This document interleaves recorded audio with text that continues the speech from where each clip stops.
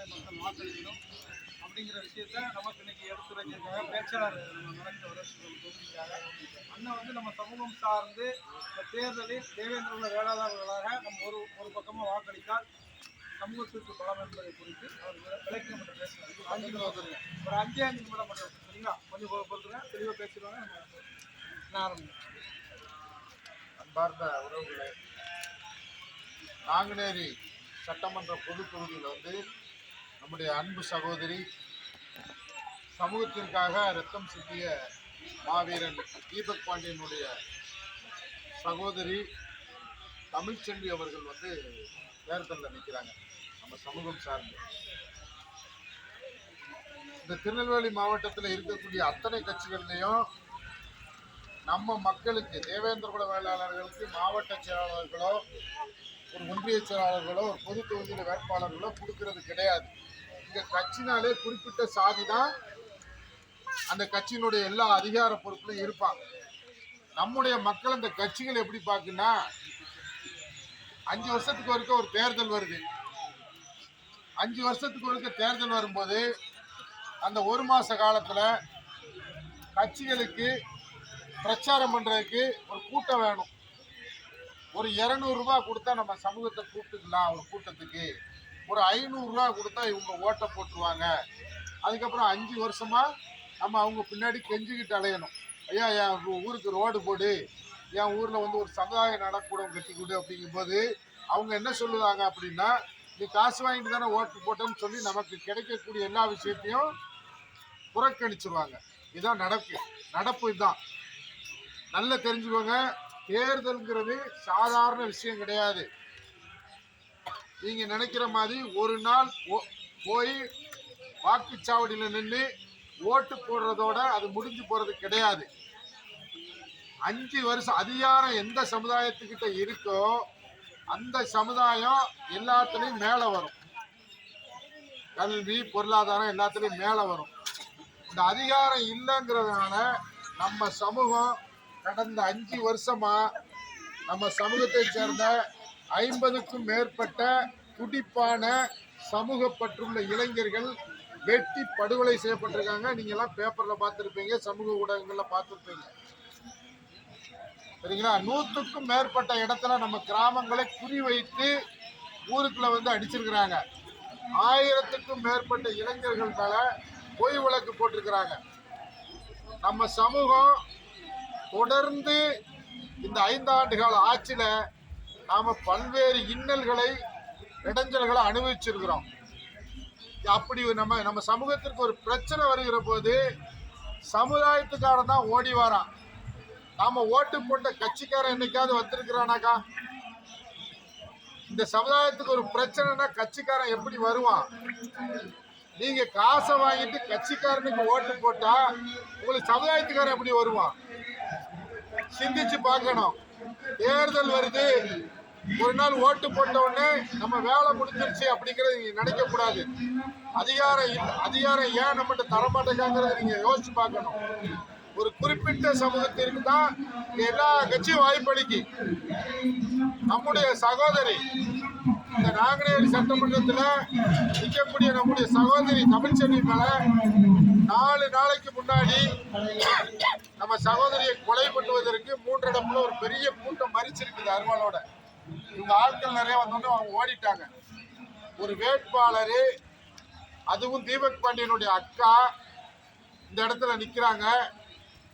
அவங்களுக்கு போலீஸ் பாதுகாப்பு கொடுத்துருக்குறான். இவ்வளவு இருந்தும் அவங்கள கொலை பண்ணணும்னு முயற்சி பண்ணுவாங்கன்னா நம்ம அதிகாரத்திற்கு வந்துவிடக் கூடாது. எதை மீறி நம்ம வந்தாலும் கடைசியில் நம்மளை வெட்டி கூட படுகொலை செய்வான். இமானுவேல் சேகரன் நம்ம அதிகாரத்திற்கு வரக்கூடாதுன்னா படுகொலை செஞ்சாங்க. இப்படி நிறைய சொல்லலாம். சரிங்களா? இப்போ இந்த வெள்ளமண்டி பழனிசாமி இருக்காருல்ல, அதிமுக பொதுச் செயலாளர், அந்த ஆள் என்ன சொல்றாருன்னா, நம்ம சமுதாயத்தை தொடர்ந்து ஏளனமாக அதிமுக காரன் பேசிட்டு இருக்கிறான்.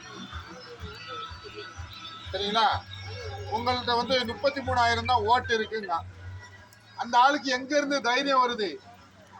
அந்த ஆள் கட்சியில் என்ன செய்யறான்? கொங்கு மண்டலத்தில் அவர் சொந்த சாதிக்கு ஒரு 25 பேருக்கு கொடுக்குறான்.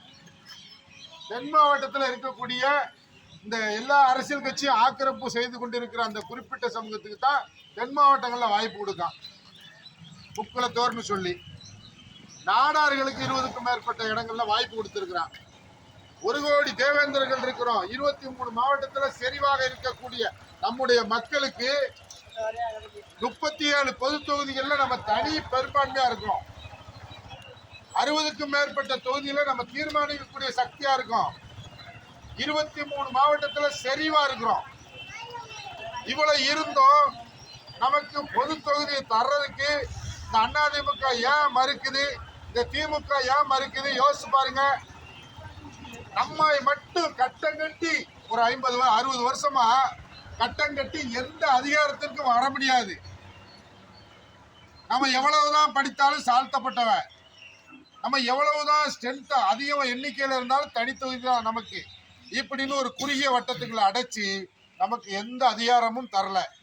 அதிகாரம் நம்மகிட்ட இல்லைங்கிறதுனால தான் நம் மீது தொடர்ந்து பல்வேறு ஒடுக்குமுறைகள் நடக்கு. அதிகாரம் நமக்கு வேணும்.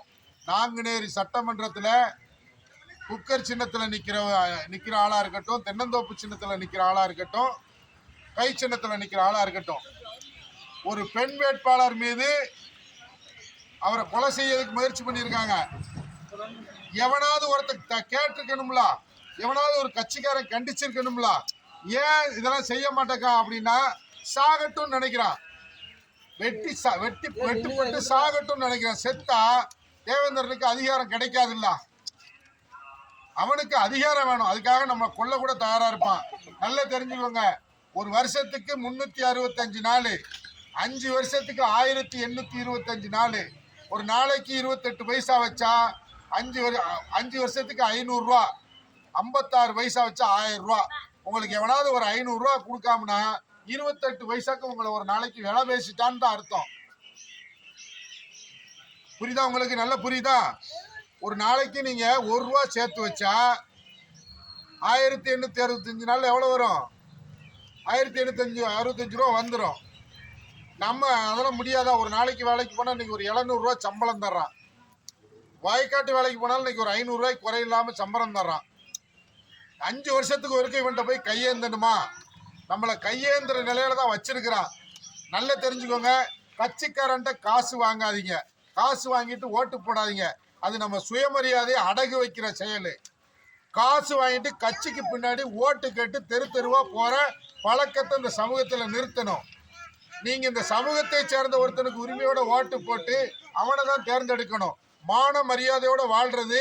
எதுக்கு வேஷ்டி சட்டை கட்டுறோம், எதுக்கு சேலை கட்டுறோம், எதுக்கு நம்ம பிள்ளைகளை படிக்க வைக்கிறோம், எதுக்காக நம்ம தொழில் பண்றோம், எதுக்காக விவசாயம் பண்றோம், எதுக்காக பெரிய வீடு கட்டுறோம், எதுக்காக நம்ம ஊரை பாதுகாப்பா வச்சிருக்கோம், ஊரை கட்டமைக்கும், எதுக்காக நம்ம ஊருக்குள்ள கோயிலை கட்டியிருக்கோம், எதுக்காக கோயில் கொடை கொடுக்குறோம். நாம் யாருன்னு இந்த உலகத்திற்கு தெரியணும்னு தானே இவ்வளவு கட்டமைப்பு வச்சிருக்கிறோம். வச்சுக்கிட்டு நீங்க கட்சிக்கு போய் கட்சிக்கு சேவை செய்யறது, அவங்க கொடுக்குற காசுக்காக நம்ம பின்னாடி போனா நம்ம நாயை விட கேவலமா தான் அவன் பாக்குறான். ஒரு எம்எல்ஏவை பார்த்து நம்ம ஊர்ல எல்லா ஊர்களுக்குள்ளும் போறோம். ஆனா நம்ம ஊர்கள்ல மட்டும் எந்த விதமான அரசாங்க திட்டங்களும் முழுசா சேர்ந்திருக்காது. இந்த நாட்டில் ஒரு தனிப்பிறவியா நம்மளை கையாளுதாங்க. அதை நல்லா தெரிஞ்சுக்கணும். இந்த சமூகத்திற்காக ஒவ்வொரு உயிரிழப்பின் போது நீங்க நல்லா தெரிஞ்சுக்கோங்க. இந்த சமூகத்திற்காக ஒவ்வொரு ஆண்டும் பல்வேறு தியாகிகள், மாவீரர்கள் ரத்தம் சிந்திக்கிட்டு இருக்கான். பல்வேறு அமைப்புகள் போராடிட்டு இருக்கு. உங்களுக்காக அவ்வளவு வேலைகள் நடக்கும்போது நீங்க சரியா இருக்கணும். காசை வாங்கிட்டு மான மரியாதை இல்லாம நம்ம ஓட்டு போட்டு நாளைக்கு ஒரு விஷயத்துக்கு அவன்கிட்ட போய் நிற்கும் போது அவன் நம்மளை மானங்கட்ட கேள்வி கேட்பானா கேட்க மாட்டானா நல்லா யோசிச்சு பாருங்க. ஒரு நாளைக்கு 28 விசாக்கு பெறாத இடத்துல நம்ம இருக்கிறோம். அவ்வளவு கேவலமாவா போயிட்டோம். இந்த அவலத்திற்கு முடிவு கட்டணுங்கிறதுக்கு தான் நம்ம சகோதரி தேர்தலில் நிற்கிறாங்க. நல்லா தெரிஞ்சுக்கோங்க. இது மானம் மரியாதை வரலாறு மிக்க சமூகம். தமிழ்நாடு முழுவதும் 400க்கும் மேற்பட்ட கோவில்கள்ல முதல் மரியாதை கொடுக்கிறான். நிறைய இடங்கள்ல பொன்னேர் பூட்டும் விழா நடக்குது. இந்த சமூகத்திற்கு ஒரு பெரிய வரலாறு இருக்கிறது, ஒரு பெரிய பண்பாடு இருக்குது. ஒரே ஒரு விஷயத்த சொல்ல விரும்புறேன், நல்லா தெரிஞ்சுக்கோங்க. அறுவடை காலங்கள்ல நெல்லை களத்துல குமிச்சு வச்சு இந்த சமூகத்தோடு 18 வகை தொழில் மக்களுக்கு முதல் படி நெல்லை அளந்ததுக்கு அப்புறம் தான் அந்த வயக்காரன் வீட்டுக்கு நெல்லை கொண்டு வருவான். அப்படி ஒரு வரலாறு கொண்ட உலகத்திற்கு சமத்துவத்தை கற்றுக் கொடுத்த, சம உடைமையை கற்றுக் கொடுத்த இந்த சமூகம் இன்னைக்கு 500க்கும் 1000க்கும் கையேந்தி போய் ஓட்டு போடக்கூடிய நிலைமை வந்துட்டு. அப்படி வந்ததுனால தான் இந்த வெள்ளமண்டி பழனிசாமியை போன்ற ஆட்கள்லாம் என்ன செய்யறான், நம்மளை சமூகத்தை இழிவுபடுத்தி பேசுறான். அதுக்கெல்லாம் ஒரு பாடம் கற்பிச்சு கொடுக்கணும். புரியுதுங்களா? நீங்க அதனால நாம நம்முடைய சகோதரிக்கு ஓட்டு போடுங்க, மான மரியாதையோடு நம்முடைய கோரிக்கையை முன்னெடுப்போம். கண்டிப்பாக நம்ம சகோதரி வெற்றி பெற்று சட்டமன்றத்துக்கு போயிருவாங்க. அந்த பகுதிகளெல்லாம் கிராமமா அவங்களை கூப்பிட்டு பேச வச்சுக்கிட்டு இருக்கிறாங்க. இந்த பகுதிக்கு வருவாங்க. நிச்சயமாக நீங்க கொடுங்க. பிள்ளைகள்லாம் நிறைய இருக்குது, தம்பிகள்லாம் இருக்கிறாங்க. அடுத்த தலைமுறை மான மரியாதையோட வாழணும். 500 1000ங்கிறது நீங்க அவமானங்கிறது நீங்க புரிஞ்சுக்கோங்க. தன்மானத்தோடு நம்ம நம்ம சகோதரிக்கு ஓட்டு போடணும். புதிய தமிழகம் கட்சி சார்பாக தான் அவங்க நிக்கிறாங்க. 7வது எண்ணு ஓட்டு பெட்டி இருக்குல்ல, அதுல 7வது எண்ணு. ஆமா, இது கேஸ் சிலிண்டர் சின்னம். சரிங்களா? மறக்காம நம்ம சகோதரிக்கு ஓட்டு போட்டுருங்க. சரிங்களா?